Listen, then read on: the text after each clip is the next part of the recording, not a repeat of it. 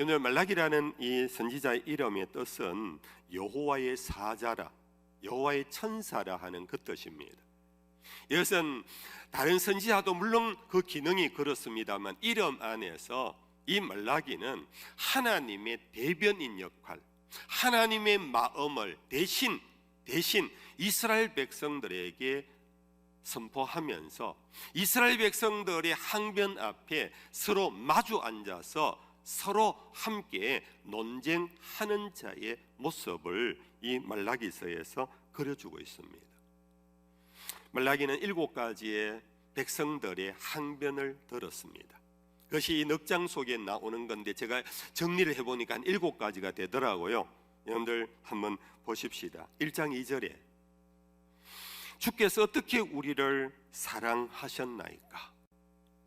도대체 하나님이 우리를 사랑한다고요? 우리 못 믿겠습니다. 이게 이스라엘 백성들의 항변입니다. 여러분들에게도 이런 항변이 없나요? 목사님의 설교 속에 성경을 읽을 때마다 하나님 우리를 사랑한다 그러는데 도대체 하나님이 어떻게 우리를 사랑하는지 좀 증거를 보여달라고 하는 항변입니다. 두 번째 1장 6절입니다. 우리가 어떻게 주의 이름을 멸시하였나이까? 1장 7절입니다. 우리가 어떻게 주를 더럽게 하였나이까? 그리고 2장 17절입니다. 우리가 어떻게 여호와를 괴롭혀 드렸나이까? 아니 선지자들이 간혹 던지는 것이 우리가 하나님을 멸시한다 그러는데 우리나라가 왜 이런지 아느냐? 고국으로 돌아왔는데도 성전에 가서 예배를 드리는데도 왜 우리의 형편이 안 펴지는지 아느냐? 그것은 바로 여호와를 멸시하고 여호와의 이름을 더럽게 하며 하나님의 마음을 괴롭혔기 때문이라 하는데 언제 그랬습니까? 우리가 어떻게 그렇게 했습니까? 우리는 산에 올라가서 나무를 했습니다. 우리는 성전 짓는데 전심전력했습니다. 우리는 절기를 다시 지킨다고 회복했습니다. 근데 우리를 보고 왜 하나님의 이름을 멸시한다, 하나님의 이름을 더럽혔다, 하나님의 마음을 괴롭혔다, 도대체 무슨 이유에서 그렇게 말씀하십니까? 항변을 했어요.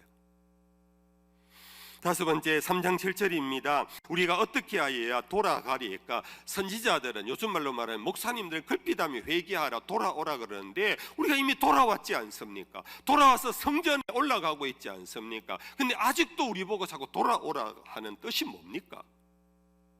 여러분들도 지금 그런 마음의 항변을 하고 싶은 분도 있을 거예요. 3장 8절에는 우리가 어떻게 주의 것을 도둑질하였나이까? 아니 우리가 무슨 도둑놈입니까? 우리는 우리 있는 것 다 드렸고 우리의 힘을 다하여 성전 건축을 다 했는데 우리 보고 도둑놈이라니요? 무슨 뜻입니까? 3장 13절에는 우리가 무슨 말로 주를 대적하였나이까? 아니 우리 보고 주를 대적한다 그러고 주에게 달려든다 그러는데 말해보십시오.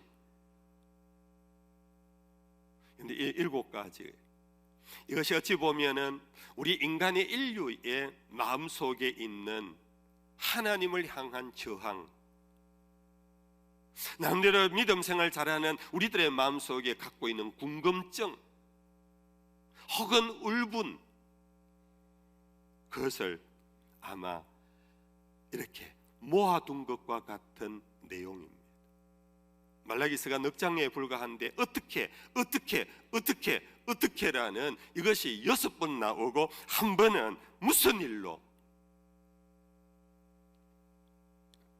여기에 대하여 하나님 말라기를 통하여 하나님의 천사를 보내듯이 말라기를 통해 하나님이 그들 앞에 앉아서 그들과 쟁론하는 형식으로 이 말라기서가 진행되고 있어요. 먼저 1장 2절 말씀을 읽어봅니다. 여호와께서 이르시되 내가 너희를 사랑하였노라 하나 너희는 이르기를 주께서 어떻게 우리를 사랑하셨나이까 하는도다. 나 여호와가 말하노라 에서는 야곱의 형이 아니냐. 그러나 내가 야곱을 사랑하였고 3절 에서는 미워하였으며 그의 산들을 황폐하게 하였고 그의 산업을 광야의 이리들에게 넘겼느니라. 늘 이스라엘 백성이나 우리나 똑같아요. 이때 하나님이 말씀하셨습니다. 내가 야곱을 사랑하였고 예스를 미워했다는 건 너희 알지 않느냐? 여러분들 아시는 내용이지요. 야곱과 에서는 이삭의 두 아들입니다. 큰아들 에서는 정말 당시에 용사입니다. 쓸모있는 존재입니다. 나가면 빈손으로 들어오는 일이 없습니다. 덜 사냥꾼입니다. 아버지 이삭이 아들 에서를 자기 집의 기둥같이 정말 믿음직한 아들로 여겼습니다. 이 아들은 나갔다가 들어오면 빈손으로 안 들어오니까 그것은 그만큼 용감했다라는 것입니다. 심지어 사자를 만나도 도망치지 않을 정도의 그런 유력한 용사였기에 여러분들 정말 당대에 주목받은 인물입니다. 이삭은 늘 큰아들 에서를 생각하며 허무됐을 것 같습니다. 자랑스러울 것 같습니다. 아니 실제적으로 능력이었습니다. 그에 반해서 야곱은 너무나 달랐습니다. 요즘 말로 말하면은 부엌에서 치같이 나가도 엄마 하고는 엄마 치마폭에 사로잡힐 듯한 너무나 유약한 아들입니다. 나가서 개 한 마리도 끌고 오지를 못합니다. 나가서 어떤 일도 제대로 못하고 그냥 엄마가 해주는 거 아버지인데 갖다 주는 심부름꾼에 불과합니다. 자격이 없습니다. 사랑받을 자격이 없습니다. 사람들에게 주목받을 자격이 없습니다. 저 인간도 살 가치가 있는가 할 정도의 인정을 못 받았습니다. 그런데 하나님은 에서를 미워하였고 야곱을 사랑하였다라고 말씀하고 있습니다. 성도 여러분들, 이것이 하나님의 사랑입니다. 자격 없는 자를 아끼고 자격 없는 자를 붙잡아주며 자격 없는 자를 통하여 하나님의 나라를 세워가는 우리와 전혀 다른 방정식을 갖고 있는 하나님의 사랑법입니다. 성도 여러분들, 오늘 하나님이 우리 가운데 하나님의 사랑을 받을 만한 자격 있는 자가 누구일 것 같습니까? 아무도 없습니다. 성경은 우리를 보고 티끌이라고 말합니다. 먼지라고 말합니다. 조금 낮게 말한 것이 지렁이라고 말합니다. 그러한 자격 없는 우리를 하나님께서 그리스도 예수 안에서 살리시고 영생의 복을 주시고 하나님을 아버지라 부르게 하신 이 사랑은 세상 어떤 것과 비교할 수 없는 사랑입니다. 사랑하는 성도 여러분들, 만약에 내가 육체적이고 물질적이고 사회관계적으로 성할 때 하나님이 나를 사랑했다면 오늘 우리 대부분은 하나님의 사랑을 받은 자가 못 될지도 모릅니다. 오늘 1등만이 생존하고 1등만이 인정받는 사회 속에서 내 2등만 해도 이건 하나님의 사랑을 받았다라고 말할 수 없는 것 아니겠습니까? 그러나 하나님은 밑바닥에서부터 사랑하십니다.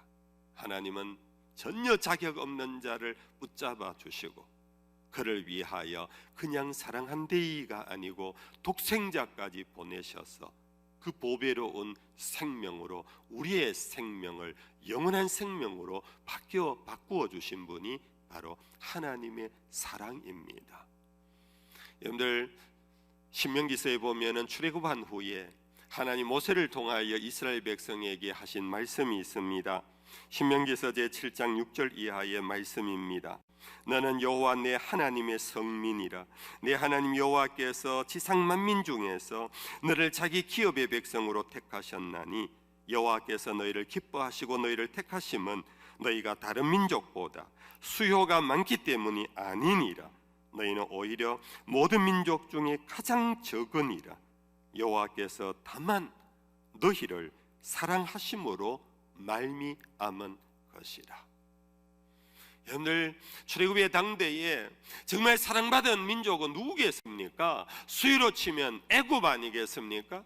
누구의 하나님이라 일컬음 받아야 하겠습니까? 애굽의 하나님이라고 일컬음 받아야 하지 않겠습니까? 우리가 생각하는 사랑의 증거가 그런 물질적이고 권세적인 것이라면 이스라엘보다는 바벨론의 하나님이고 수리아의 하나님이라고 불리워져야 하지 않겠습니까?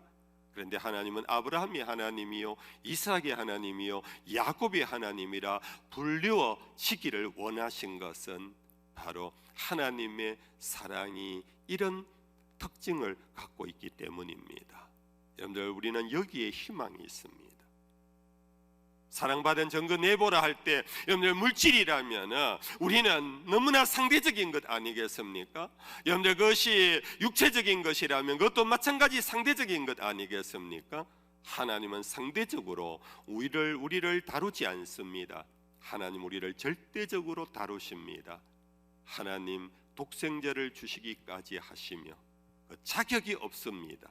자격 없는 우리를 당신의 품에 안아 지명하여 불렀나니 너는 내 것이라고.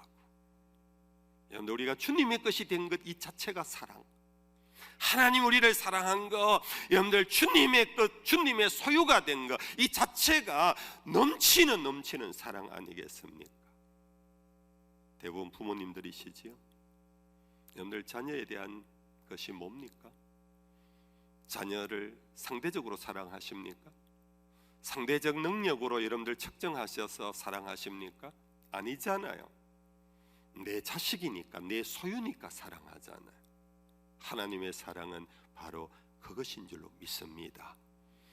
두 번째, 제가 시간 안에 이 7가지를 다 할 수 있을지는 모르겠습니다. 하다가 시간이 넘치면 제가 중간에 멈추겠습니다. 나머지는 여러분들이 스스로 묵상해 보셔도 됩니다. 두 번째, 너희는 나를 무시한다.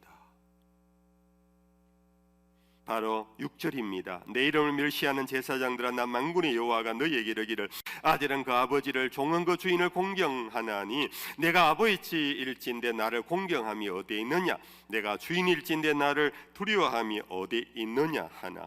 너희는 이르기를 우리가 어떻게 주의 이름을 멸시하였나이까 하는도다.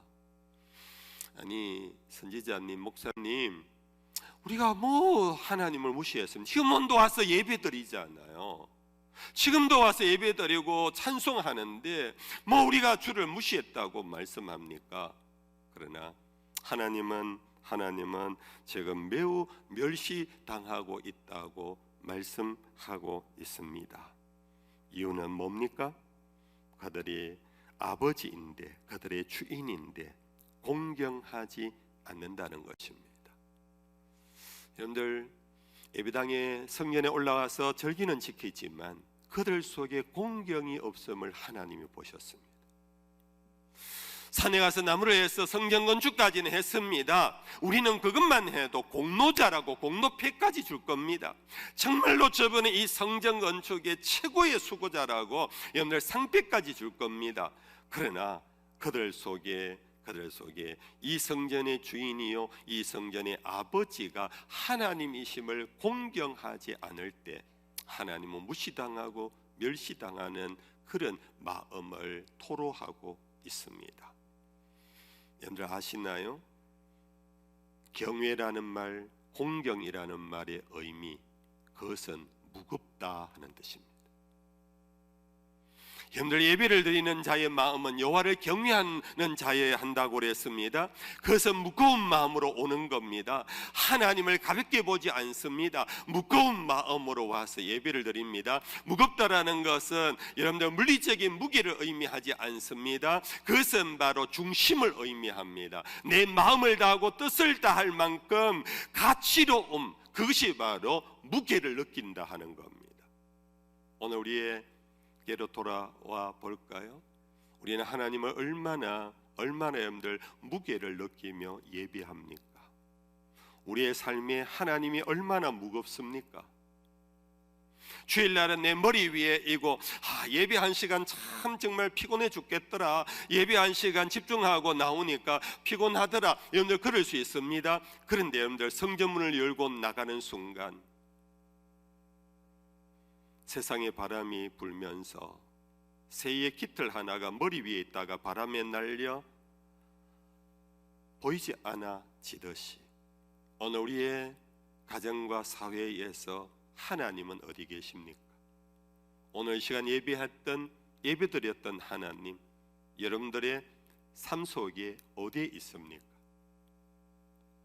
하나님이 무겁다면 날아갈 수가 없습니다. 하나님이 무겁다면 우리에게 사라질 수가 없습니다. 하나님이 무겁다는 것은 내 마음 중심입니다. 나의 주인이십니다. 그것이 하나님이 원하는 예배였습니다. 하나님의 경외지심입니다. 우리의 삶에서 하나님이 너무 가볍지 않습니까? 저리 좀 하나님, 그러면서 우리는 너무 쉽게 하나님을 떼버립니다. 너무나 가볍게 하나님을 떼버립니다. 부모 공경도 마찬가지 아닙니까? 부모가 내 가슴 속에 무거워야 그것이 바로 공경입니다. 여러분들, 선물 정도로 그것이 무겁지 않습니다. 부모님들 다 압니다. 제가 나를 무겁게 여기는구나, 제가 나를 정말로 마음속에 있는구나. 여러분들, 우리 인간의 부모도 그렇거니와 우리가 과연 하나님을 어느 정도로 여기는지. 여러분들, 이 말씀을 읽어나가다 보니까 구약 성경 속에 나타난 인간과 하나님의 갈등, 하나님의 진노, 인간의 멸망, 이 모든 원인이 이 7가지에 다 집대성되어 있어요. 인간은 하는 만큼 한다고 항변을 하는데 하나님이 볼 때는 이게 아니라는 거예요.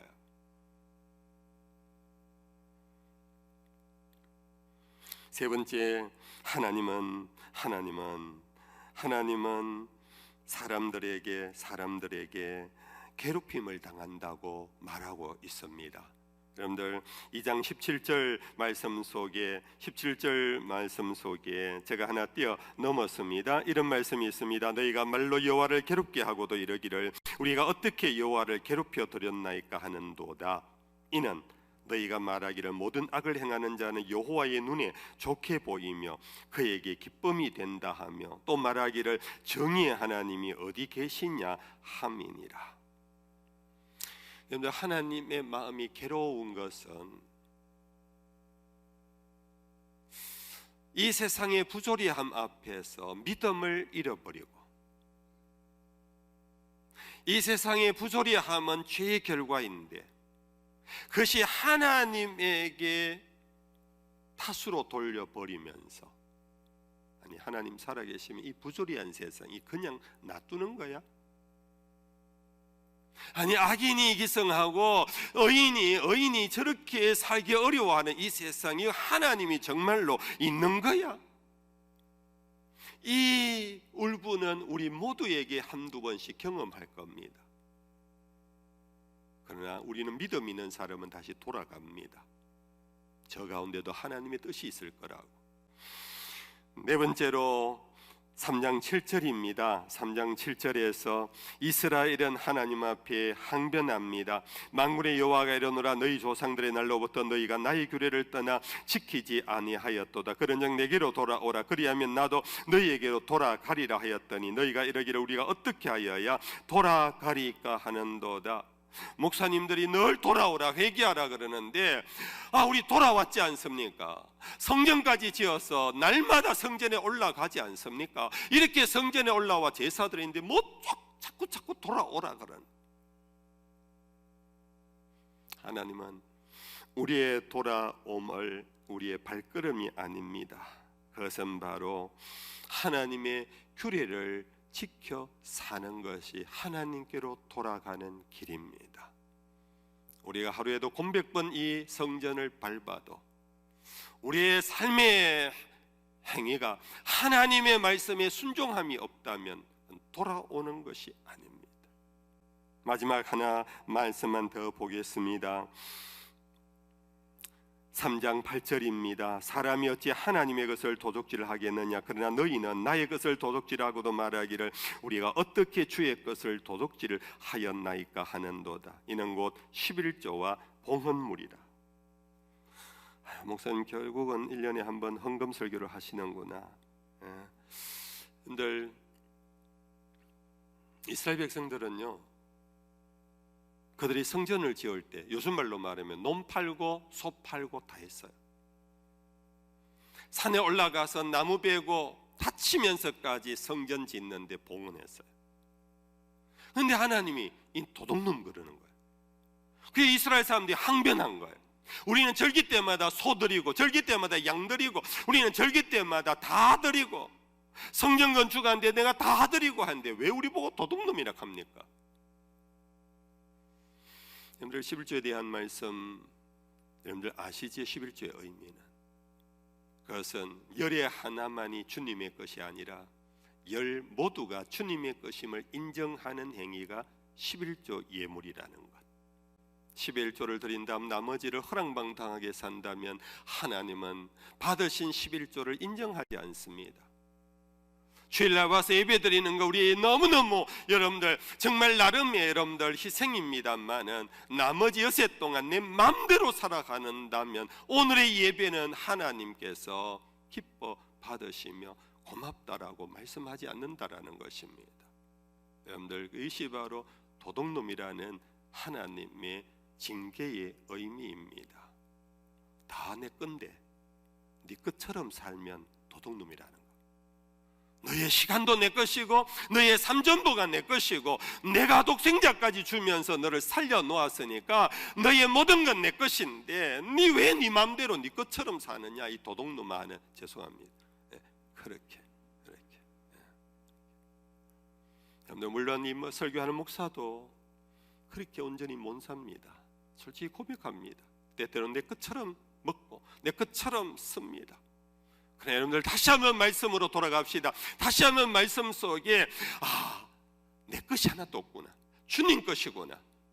여러분들 그러므로 우리의 인생을 주님께 물으며 삽시다.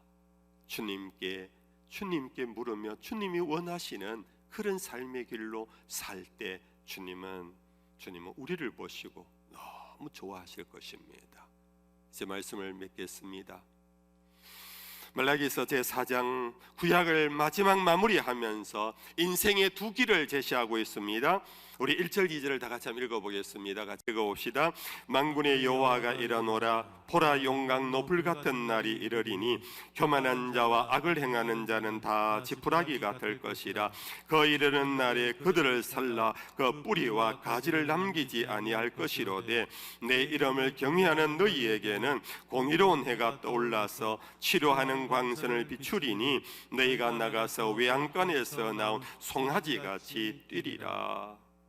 한 길은 용광로 불에 빠진 지푸라기 같은 길이 있는가 하면은 한 길은 공의로운 해를 맞이하며 치료하는 역사 속에 외양간에서 나온 송아지같이 뛰는 인생의 길이 있습니다.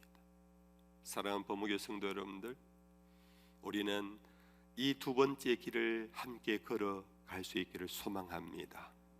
앞에 사람은 성경이 말하기를 우상 섬기는 자라고 지적하지 않습니다. 살인자라고 지적하지 않습니다. 간음자라고 지적하지 않습니다. 한마디로 교만한 자라고 지적합니다. 어떻게 내 할 바 다 했는데 하나님 왜 이러십니까? 달려드는 하나님을 인정하지 않는 자기의 고집대로 살아가는 자, 교만한 자, 용광로의 지푸라기 같이 된답니다.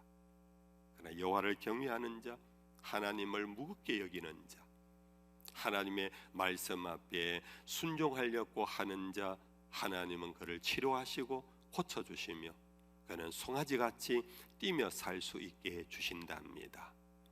여러분들 이것이 오늘 본문 1장 11절에서 이스라엘 사람에게만 아니라 만군의 여호와가 이르노라 해 뜨는 곳에서부터 해 지는 곳까지 이방 민족 중에서 내 이름이 크게 될 것이라. 각처에서 내 이름을 위하여 분향하며 깨끗한 제물을 드리리니 이는 내 이름이 이방 민족 중에서 크게 될 것임이라. 온 땅에 하나님의 이름이 높이 들림을 받는 그 일에 우리가 서임 받기를 주의 이름으로 축복합니다. 생명의